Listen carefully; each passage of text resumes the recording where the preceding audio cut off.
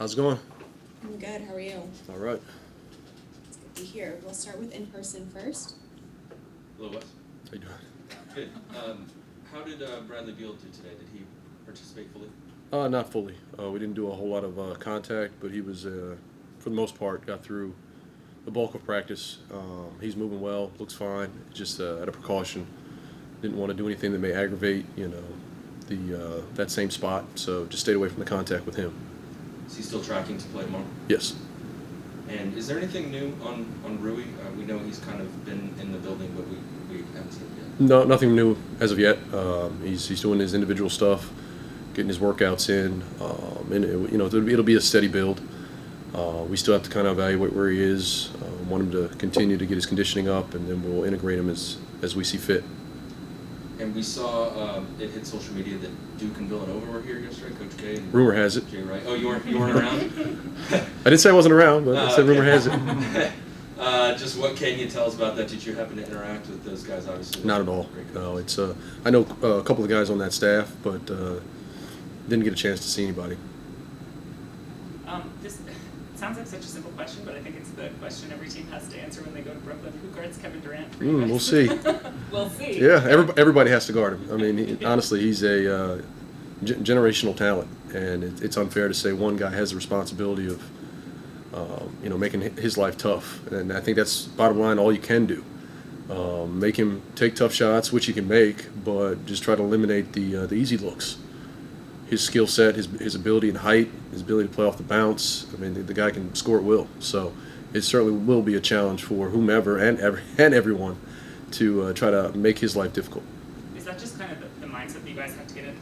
We know he's going to make shots over us. We know he's going to get those tough looks. But just how do you kind of drill into those guys? Like you can't give up. You can't like sag off or anything. Right. No, it's it's one of those things that you have to be okay with him making tough shots, and he'll make his share of them.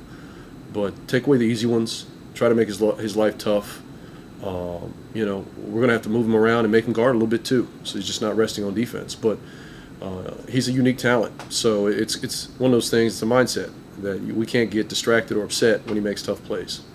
With this kind of stretch that you guys have at the beginning of the season, would you rather get the really hard tests out of the way first, so you kind of, it was a shootout with Indiana. It's going to test your defense against Brooklyn. Like I know that's probably a lot of preparation for you, but in terms of exposing maybe all the flaws or faults or anything, is that what a kind of gauntlet like this does?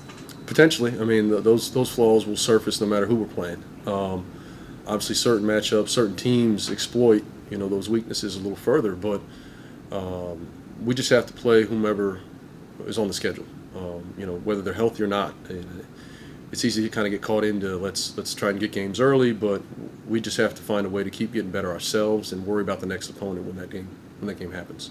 How is KCP fitting into the starting lineup? Is it kind of going the way you wanted to? Is he showing up how you planned? Yeah, for the most part, and I've talked to him. I got to do a better job of getting him more involved in the offense, because I think that's he made shots the other night and had some timely makes, but we've got to integrate him a little bit more so he's just not kind of floating around.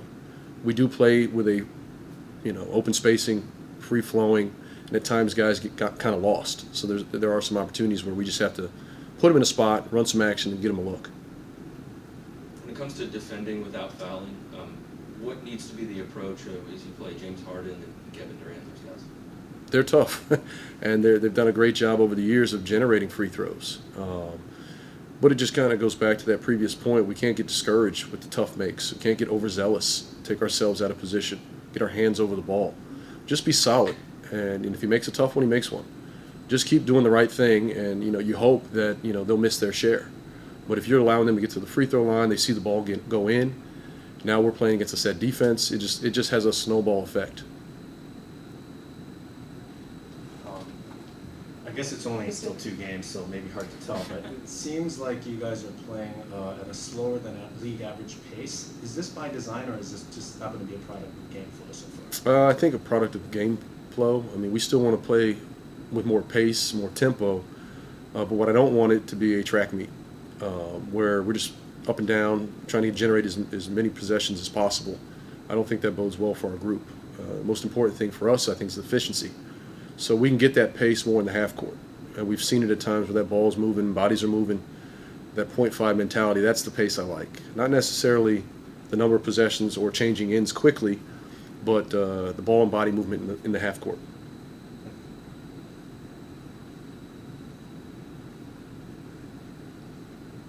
Sorry, Christos? Hello, Coach. How are you? Good, thanks. Coach, great. Coach, what did you see from Denny Avdiga in the first couple of games of the season? You know, Denny's been playing hard. You know, I think at times he doesn't play with a lot of certainty or clarity. But we have to do a better job with him as just designating him either the 3 or the 4. I think at times, because we play the way we play, guys can move to different spots. And he's shown glimpses of being able to be a playmaker, primary or secondary. But when he's off the ball and he's in another position, sometimes he gets a little lost. So it might be something where we have to dial back our offensive package with him and say, you know what, you're just a 4 here. And defensively, he can move around. He's done a great job of switching, guarding those bigger wing players, guarding down and keeping the ball in front. But offensively, just kind of giving him a few less things to be concerned with and be efficient with the small package of offensive plays. And also about Corey Kispert, how different going to be his role through the season goes? You know what? I think it'll fluctuate, honestly. You know, when we're healthy, we're at full strength, his minutes may decline. You know, obviously, he's a young vet in his mentality. He's been around. He understands his role. He understands his impact on the game. So he's a guy you just plug in when you need him. He'll always be ready, and we've seen him respond. So I think it's important for him to just kind of stay with it, make sure he understands what we're doing as we grow, but also work on his game. So you know, when his minutes are called, he's out there and he can be productive. Thank you. Mm-hmm. That's it, Coach. Thank you. Appreciate it. Thank you. Wes, did you say Ruben? That's it for today. The team travels. You know, teams go on runs more often and that kind of stuff. So, you know, just all around better players, better game. And, you know, I was really happy to be part of it. You sort of went viral with the look you gave Davis Bertans after a shot in overtime. Did you notice that? And just kind of what was your reaction? No, I remember giving him the look and then, you know, scrolling through Instagram and saw it. Yeah, he was a bad man. That was a bad. That was a crazy shot, and I had to make sure he knew about it. And is a shooter and a catch and shoot guy, what has it been like being around Davis, who's of course one of the best in the league at? Yeah, I mean, just the way he prepares, the way he gets himself ready. You know, his work ethic day in and day out is really, really something that I've tried to look at and model. He does the same thing every day, and he's really particular about how he shoots it and when he shoots it, and you know how the ball goes through the rim, like super small details. He's looking at it through a microscope. So that's something that you know everybody can learn a little bit from, but me especially as a shooter, learning from him is really great that way. And what are your thoughts as you guys go into obviously a pretty big test for you in Brooklyn? Yeah, I know Brooklyn's a great team. Obviously, have great players, and have had success for a long time. But you know, we're 2-0, so you know, we have a chip on our shoulder. We're gonna head into Brooklyn ready to fight. Aside from your animated facial features, what are you learning from sitting on the bench and watching the game? What are you learning? Yeah, I'm constantly talking to the guys next to me about stuff that's going on the floor, making sure that I'm seeing the things that they're seeing, asking questions, you know, whether they're dumb or not. Like I'm gonna ask everything, and you know, that way when I do step onto the floor, I'm ready to go right away. I don't skip a beat. So you're going through mental reps, I guess? Totally. Yeah, 100%. And what is it like having Joel Ayayi on the team? You guys have a Gonzaga trio here. Yeah, you know, me and like when I say like Rui and I are close, like Joel and I are like twice or 3 times as close. Like he was my roommate for 2 years. We lived together, and he's probably my best friend that I've made at Gonzaga. So to have him in the building here has been, you know, kind of a source of comfort for me, and I'm sure he'd say the same thing too. Thank you. Corey, will you ask your dumb questions too? I feel like, you know, some people you don't want to like. Yeah, I know. I mean, if Davis just hits a, you know, go ahead 3, I'm not gonna ask a dumb question to Davis in that moment. So, I mean, anybody's fair game, but I got to pick my moments. That's for sure. We'll go to Zoom. We'll start with Christos. Hey Corey, how are you? Hey, I'm good. How are you? I'm fine, thank you. Corey, did you expect just in your second game to become viral? No, I was hoping to be viral for something different. You know, something I did on the floor, something I did well. But you know, any pub is good pub, I guess. And also about the start of the season, what were the takeaways for you about the first couple of games, and what is the ceiling of of your game and the game of your team?